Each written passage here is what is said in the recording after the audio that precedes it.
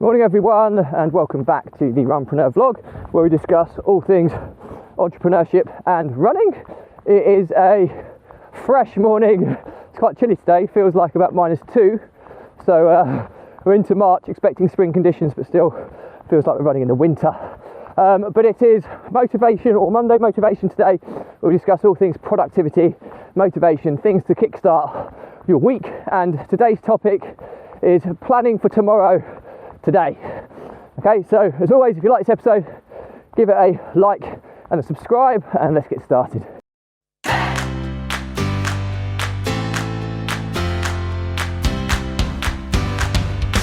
So, planning for tomorrow today.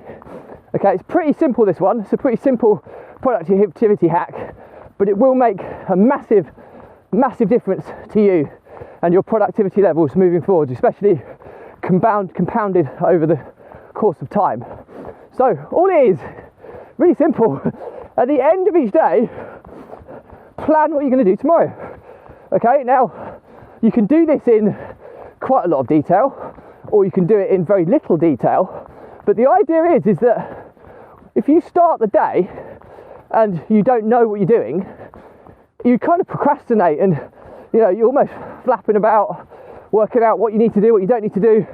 It's eating into your decision-making energy, okay? And you're only having a certain amount of decision-making energy throughout the day, and that needs to be used proactively on important things to drive your business forward, not to, oh, what am I doing now? What am I doing now? That's very reactive, and I often find that reactive decision-making energy is far more draining. It kind of takes up more of your energy and mind power than proactive decision-making energy. So bear that in mind. And like I said, you can do this in different levels of detail. You don't want to be spending hours on this.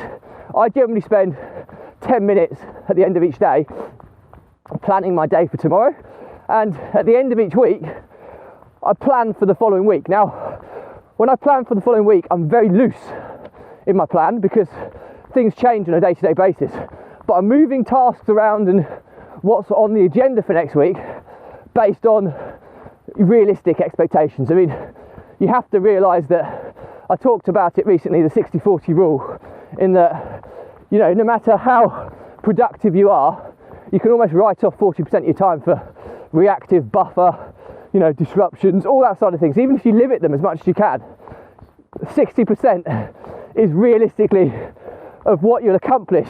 If you look at 100% of the stuff you want to do, realistically you'll only ever accomplish 60% of it.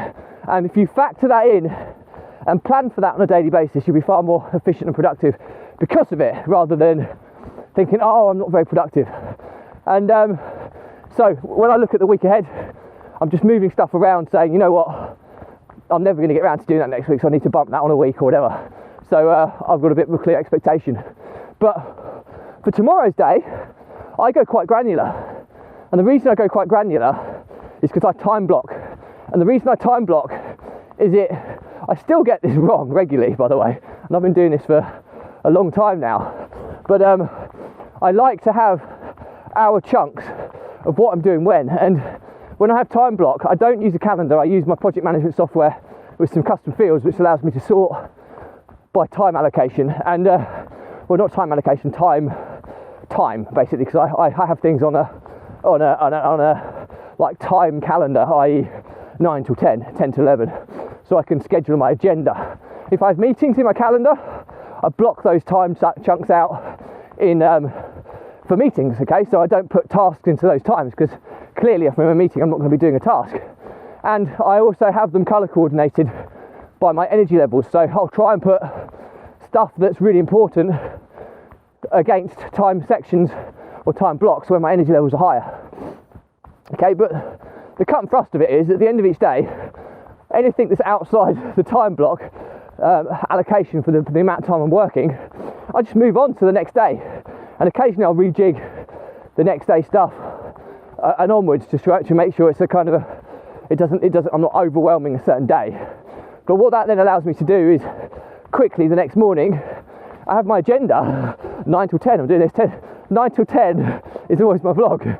Okay, so that's just pre-booked into my time allocation. So I never do any other work than my vlog 9 till 10. So, but having that, and I usually have meetings in the morning, so kind of 10:30 to 11:30, 11:30 to 12:30 is often meetings. So normally my work will actually happen in the afternoon.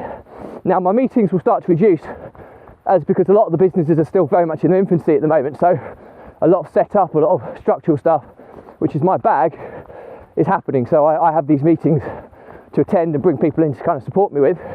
But in the afternoons is where I do the bulk of the work myself, or the stuff that I have to do myself. Now it varies from day to day, but the difference is I have an agenda each day, so I know what I've got on.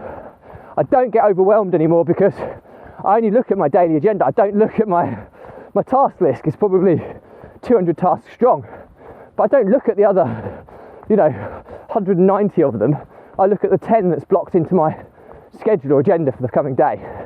And by doing that, the impact that you'll find is that every morning when you start your work, you just start because your agenda's set. Whereas if you don't do it, every morning you'll sit down and you'll be like flapping about and thinking, oh, what am I going to do today? And you'll spend that first part of the day planning the day. And what that is, it takes quite a lot of energy to do that, especially when you're not prepared to do it. And you think of the compounding impact of wasting that half an hour every morning, whereas just 10 minutes at the end of each day can give you enough structure for the next day, which means you start afresh. So you think half an hour every day that you're buying back by just putting 10 minutes in at the end of each day to plan for tomorrow. It is game changing, I kid you not. And over the course of days, weeks, months, years, the difference in where you are to where you should be is profound. So really, really bear that in mind and try and structure that into your day. Like I say, some people scribble some notes down on a bit of paper. If that works for you, I don't advocate that, but if that works for you, that's fine. It's better than not. Some people do ridiculously granular. I mean, I'm pretty granular in terms of I have an hourly agenda throughout my working hours, but some people will go even more microscopic than that and put the number of minutes that are going to take on each task and stuff like that.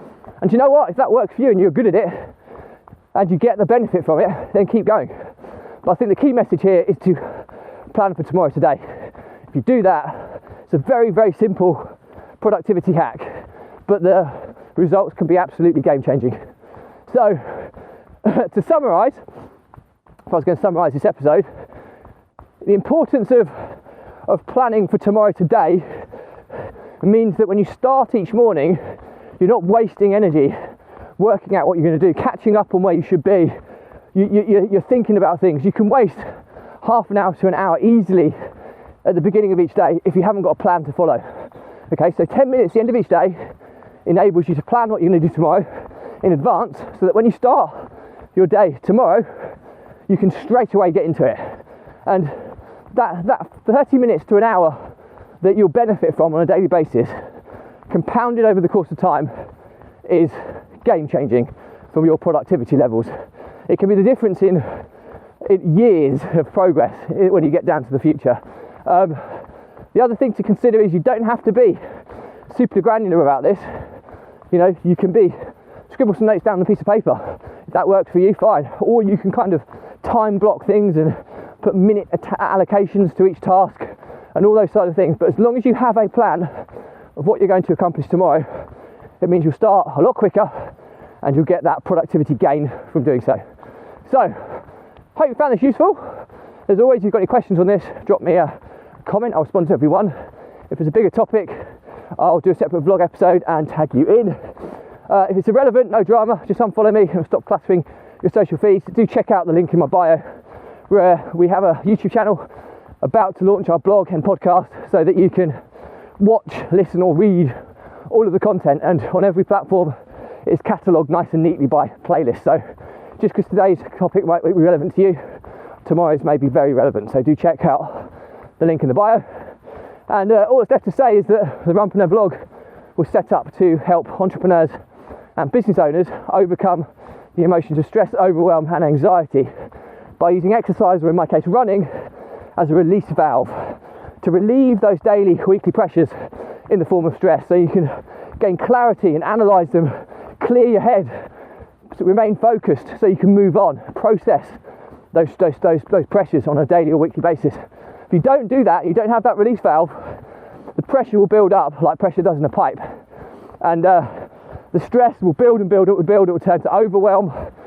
When you get overwhelmed, you start freezing and struggling to kind of continue to more, you procrastinate, and then it can turn into anxiety, which is, you're then into panic attacks and anxiety attacks, which is a really, really bad place to be from a mental health perspective, and you need to avoid it at all costs. Now, I've been there, okay, I've lost multiple businesses because of these issues. I've lost multiple business partners because of these issues. I've almost been bankrupt as well because of them. So I've got a lot of experience in this, and I wouldn't wish it upon my worst enemy. And then just to show it's no coincidence that in the last 9 months since I've been doing these run vlogs, I've made more progress than I have in the previous 4 years. Okay, so the social proof is pretty profound that this stuff works. So my pledge to you, if you are struggling with this stuff, just drop me a line, drop me a message. Okay, there's no catch here. I'm not selling you anything, but what I will do is I'll jump on a quick call with you, and I'll give you some steps that have worked so wonderfully in my life that will be transferable to yours. And if you implement them, it will get you back onto the right path. And many of you have taken me up on this already, and we've made some really positive differences to many entrepreneurs' lives. And I always said that help is available, and you don't have to pay for it all the time. So you just have to be prepared to ask. And I always said that if this vlog just helps one entrepreneur or saves one business, it's been 1,000,000% worthwhile.